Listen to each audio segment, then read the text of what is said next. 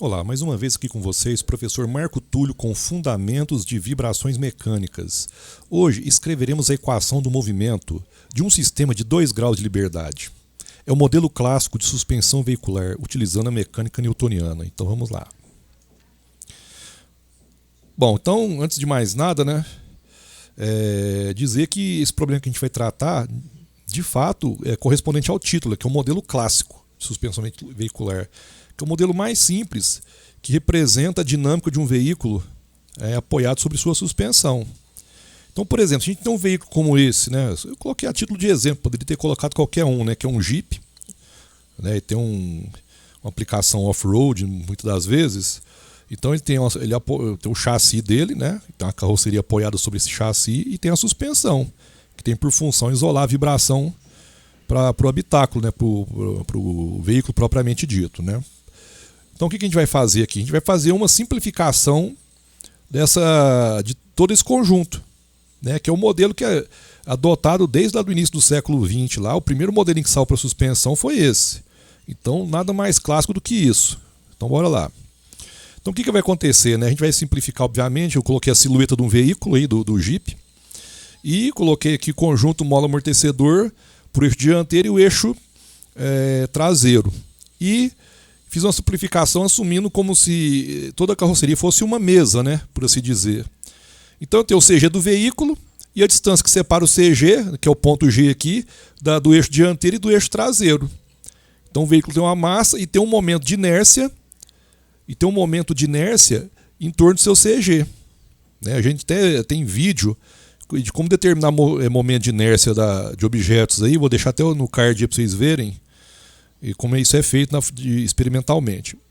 E aqui a gente tem as propriedades de rigidez de amortecimento dos eixos dianteiro e traseiro.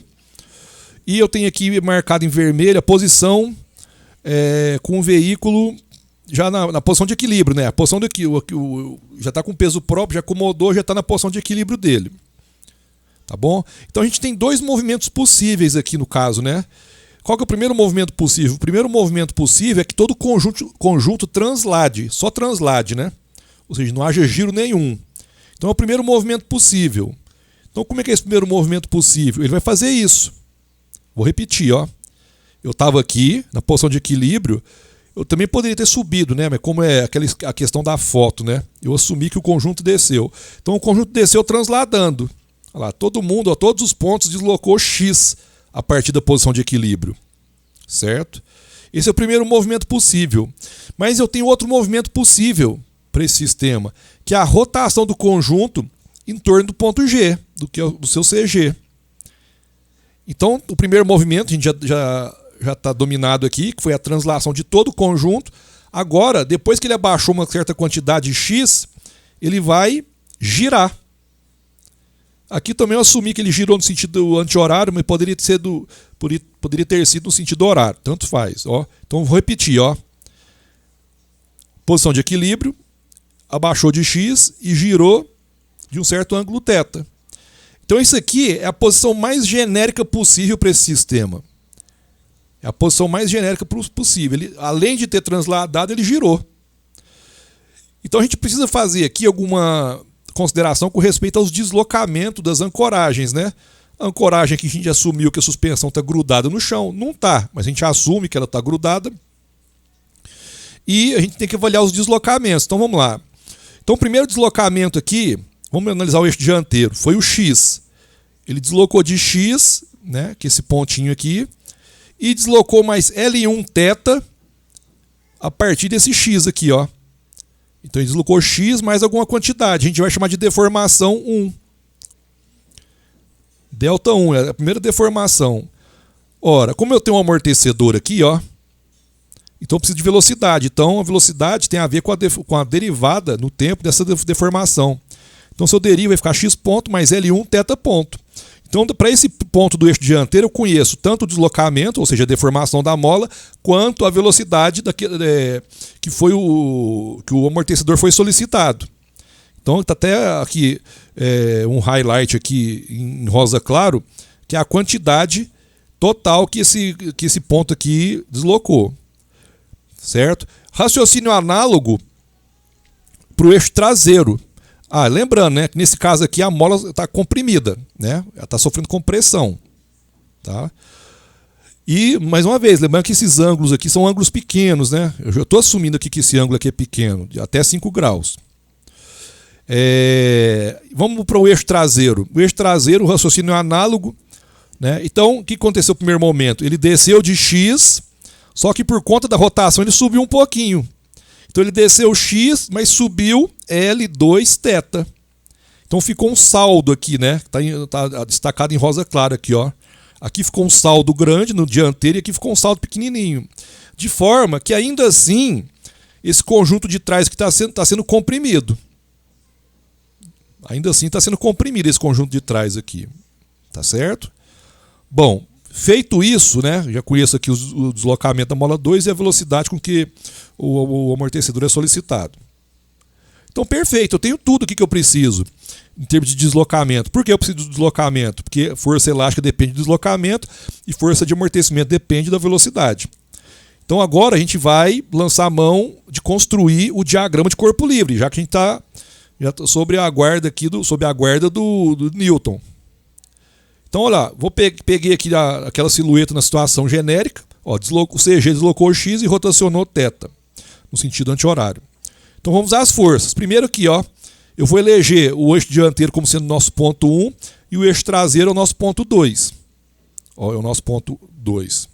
Agora vamos aplicar as forças, né? Vamos colocar as forças no DCL. A primeira força é a força do conjunto atuando aqui no CG do veículo. Então, a MG. Então aqui, essa primeira força que eu coloquei do ponto 1 aqui é a força elástica devido à mola da suspensão dianteira. Raciocínio análogo para a força de amortecimento, né? A força de amortecimento também está se opondo ao movimento, já que o conjunto está em compressão. Então está apontado para cima. Então é C1 delta ponto 1. Similarmente, para o eixo traseiro, que é representado pelo ponto 2, tem a força elástica que é dada por K2 delta 2 e a força de amortecimento que é dada por C2 delta ponto 2.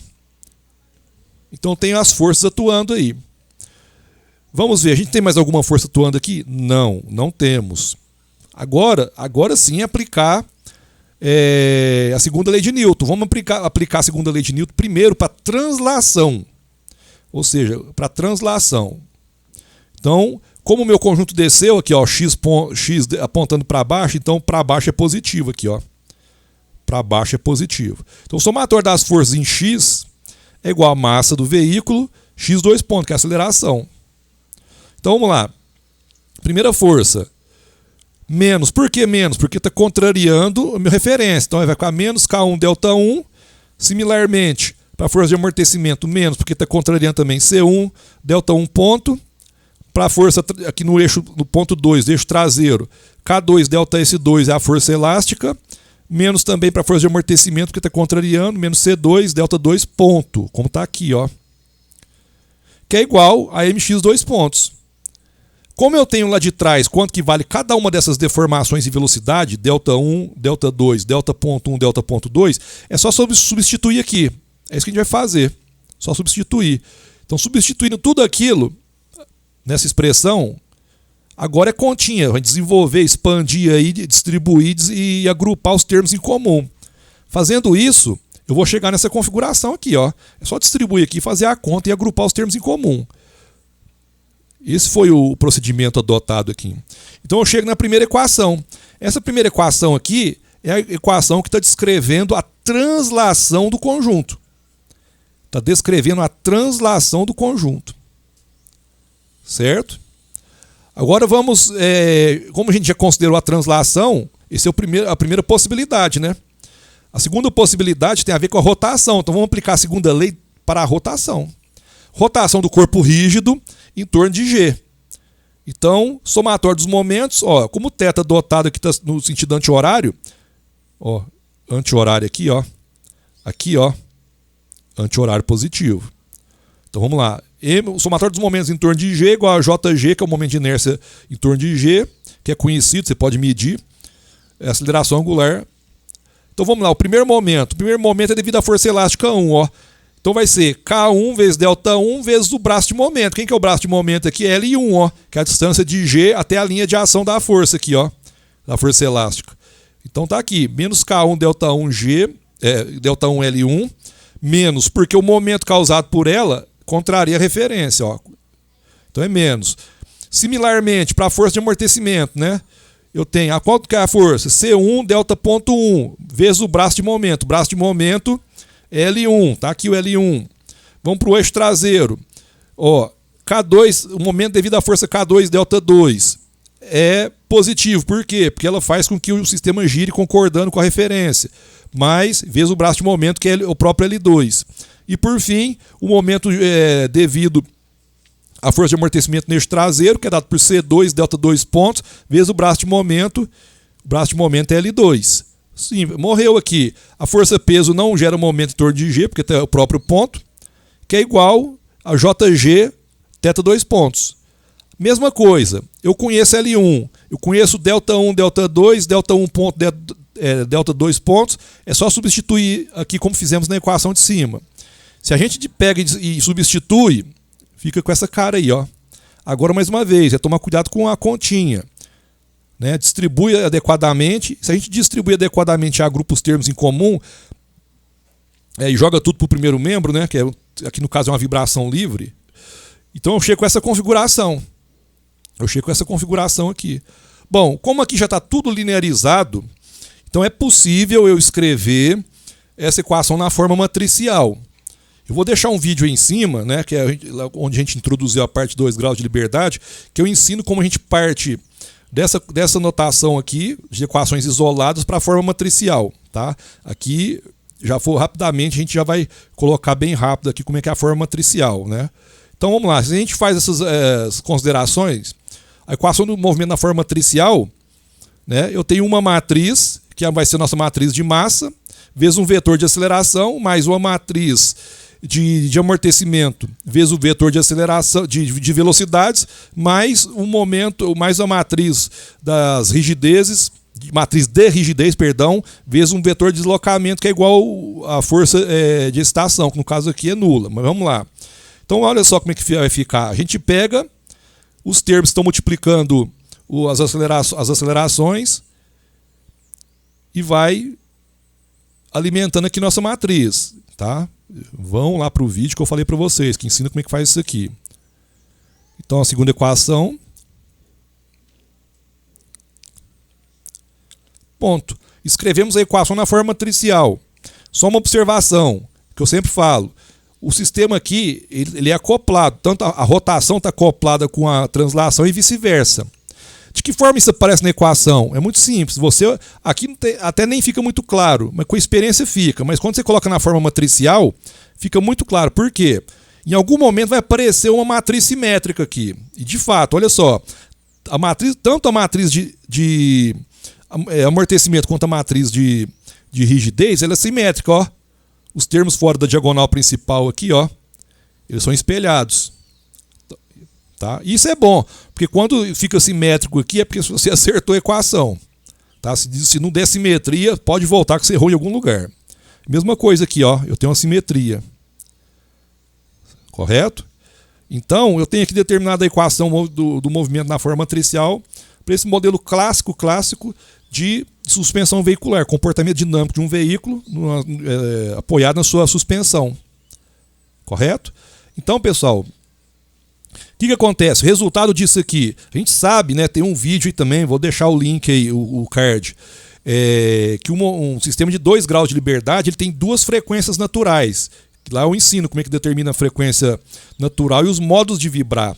Eu gostaria de apresentar para vocês aqui, não a frequência em si, mas como é o modo de vibrar típico para um sistema como esse aqui.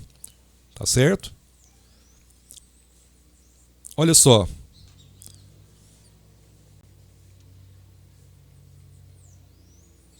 Primeiro modo e segundo modo. Então eu tenho uma frequência específica para o primeiro modo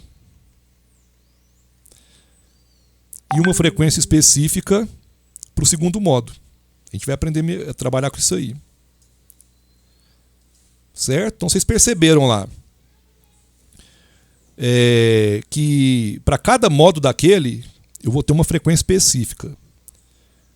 Quando o sistema ele atua naquela frequência, o primeiro modo vai ser atuado, vai ser acionado, e quando se a frequência de excitação é igual ao segundo modo, a segunda frequência natural, o comportamento vai ser do segundo modo, como vocês viram aí.